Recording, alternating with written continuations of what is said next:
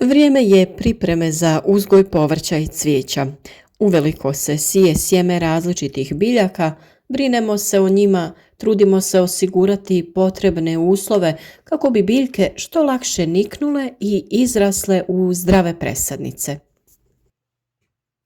O tome smo već dosta govorili na našem kanalu, pa ukoliko ste zainteresirani za uzgoj voća i povrća, zapratite naš kanal za bezbroj korisnih savjeta koje vam svakodnevno donosimo. Video savjete pripremamo sa puno pažnje i snimamo svaki korak u našem vrtu, tako da preporučujemo da razgledate koje savjete nudimo i pridružite se našoj zajednici. U današnjem videu govorimo o temi kako utjecati na brzinu klijanja i nicanja sjemena povrća i cvijeća. Brzina klijanja i nicanja bilo kojeg sjemena ovisi od više faktora: kvalitete sjemena, temperature supstrata i zraka, opskrbljenosti vodom, uvjeta osvjetljenja. Prvi korak svake sezone uzgoja povrća je nabava kvalitetnog i klijavog sjemena. Brzina njegovog rasta i razvoja ovisi o već pomenutim faktorima.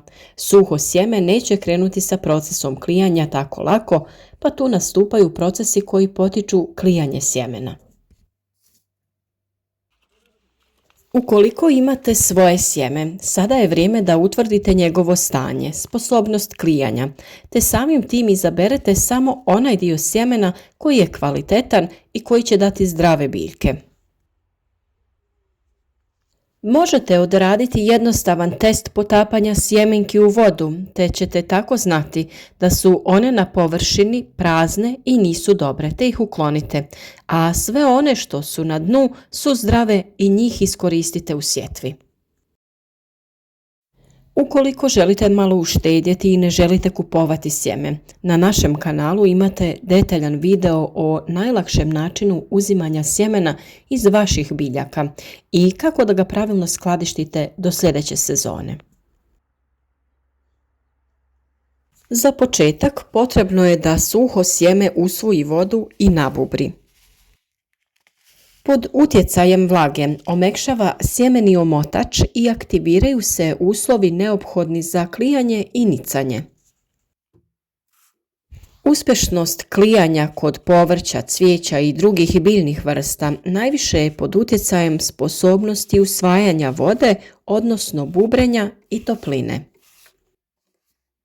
Za različite vrste, pa čak i sorte, karakteristična je različita brzina klijanja i nicanja. Općenito, može se reći da kod onih biljaka čiji je omotač ploda bogat eteričnim uljima, teže usvaja vodu, sporo bubri i niče. Tako sjeme imaju na primjer celer, mrkva i peršin. Odlika ovih vrsta je da im treba dugo vremena da proklijaju. Patliđan je još jedna vrsta povrća koje vrlo sporo niče zbog čvrstog omotača sjemena. Kako bi osigurali uspješan rast, sjeme je prethodno potrebno dezinficirati i namočiti. Paprika i paradajz nakon namakanja veoma brzo niču, naravno ukoliko im se osiguraju odgovarajući uslovi što se tiče vlage i temperature. Bez obzira o kojoj vrsti se radi, nikada ne treba sjeme ostaviti dugo u vlažnoj sredini jer će tada propasti. Razlog tome je to što klica i mlada biljka trebaju disati, potreban im je kisik za rast i razvoj. Većina povrća bolje niče kada se dezinficirano i nabubreno sjeme poslije sjetve prekrije tankim slojem supstrata, zalije i obloži folijom koja će spriječiti isušavanje površinskog sloja i same klice. Međutim, neke vrste bolje će i brže klijati kada su izložene svjetlosti. Na primjer, celer i zelena salata prije niknu kada su prekriveni sa što tanjim slojem supstrata, a za bosiljak je najbolje kada ostane nepokriven. Za sjeme ovih vrsta preporuka je da se zalije, obavi se sjetva i navlaži prskalicom.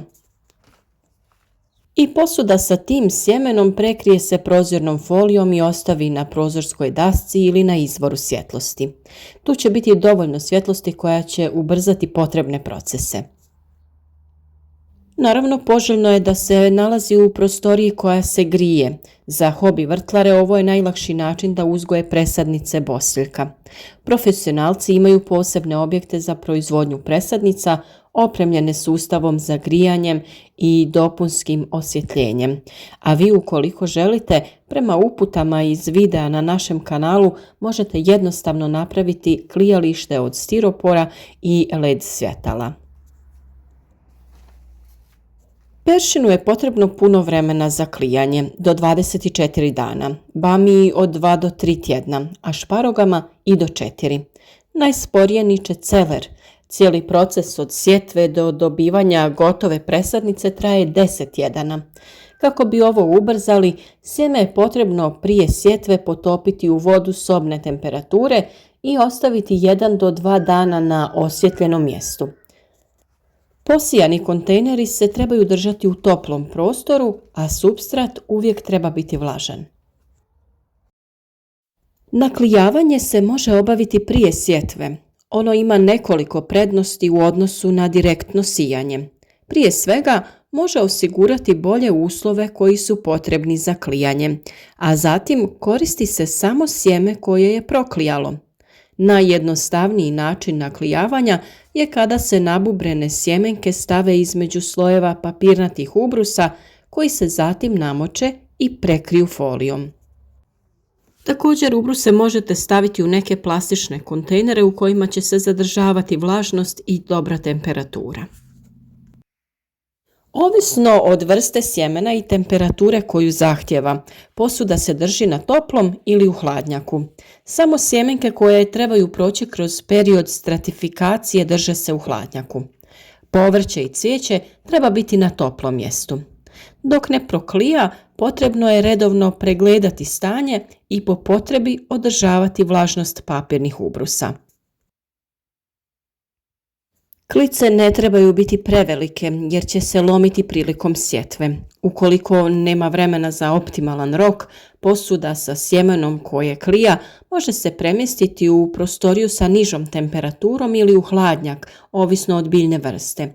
I na taj način će se usporiti rast klica. Za 1 do 2 dana može se odgoditi sijanje. Ovu tehniku naklijavanja nije preporučljivo koristiti za vrste poput celera, zelene salate i raznih vrsta cvijeća. Kako je sitno, najbolje ga je direktno posijati, ali svakako možete obaviti proces nabubrivanja sjemena u vodi. A ovo je svakako dobar način da se utvrdi klijavost sjemena kojeg već imamo.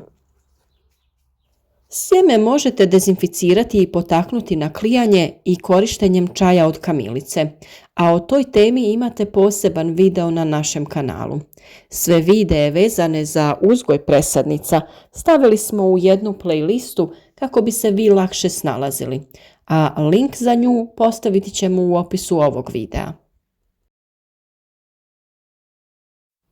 Tu ćete pronaći sve savjete o uzgoju pojedinih vrsta biljaka, koje uslove traže, kada ih sijati, kada presaditi.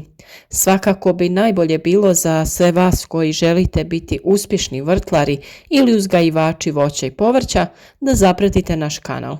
A klikom na znak zvonca osigurajte svakodnevne obavijesti o svakom novom video savjetu.